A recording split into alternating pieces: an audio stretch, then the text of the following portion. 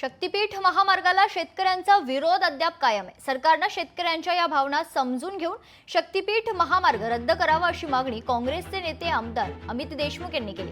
लातूर तालुक्यातील मुरुड अकोला येथे आज महामार्गामुळे बाधित होणाऱ्या लातूर जिल्ह्यातील शेतकऱ्यांची व्यापक बैठक संपन्न झाली। दरम्यान शेतकऱ्यांच्या भावना आम्ही सरकारपर्यंत पोहोचविण्याचा प्रयत्न करून शेतकऱ्यांना न्याय मिळवून देण्याचा आम्ही मराठवाड्यातील खासदार म्हणून करू अशी प्रतिक्रिया खासदार शिवाजी काळगे यांनी दिली।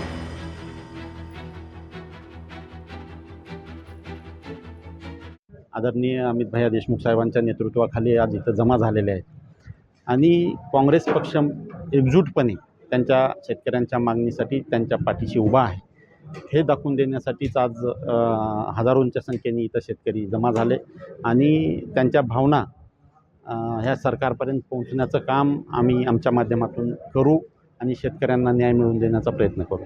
महाराष्ट्र सरकार सक्तीनं हा महामार्ग करू पाहत आहे आणि सगळ्यांचाच याला विरोध आहे।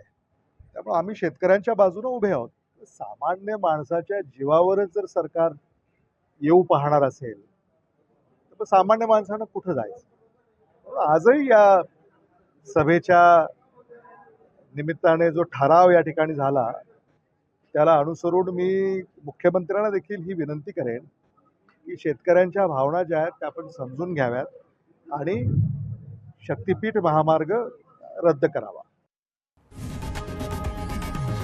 लोकशाही मराठी ऐका, पहा, जागरूक रहा।